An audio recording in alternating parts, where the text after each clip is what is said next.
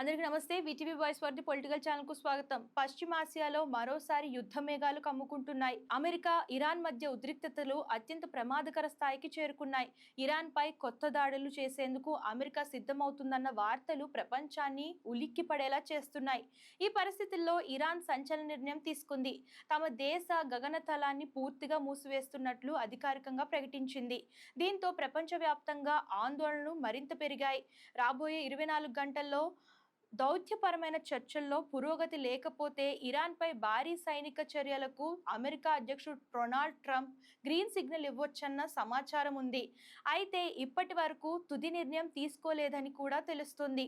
కానీ పరిస్థితుల తీవ్రత ఎలా ఉందంటే అమెరికా సైనిక అలాగే నిఘా శాఖల అధికారులు తమ మెమోరియల్ డే సెలవులను కూడా రద్దు చేసుకున్నారు. ఇంకా షాకింగ్ విషయం ఏంటంటే న్యూజెర్సీ పర్యటనను మధ్యలోనే రద్దు చేసుకున్న ట్రంప్ హడావిడిగా వాషింగ్టన్కు తిరిగి వెళ్ళిపోయారు.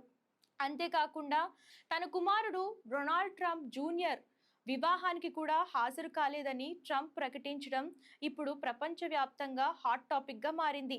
దేశ పరిస్థితుల దృష్ట్యా నేను వాషింగ్టన్లో ఉండడం ముఖ్యం అంటూ ట్రూత్ సోషల్లో ట్రంప్ చేసిన పోస్ట్ వైరల్ అవుతుంది.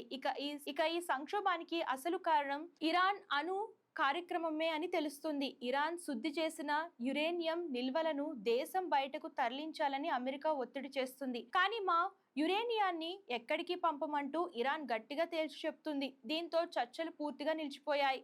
ఇప్పటికే ప్రపంచ దేశాలు ఆందోళన వ్యక్తం చేస్తున్నాయి.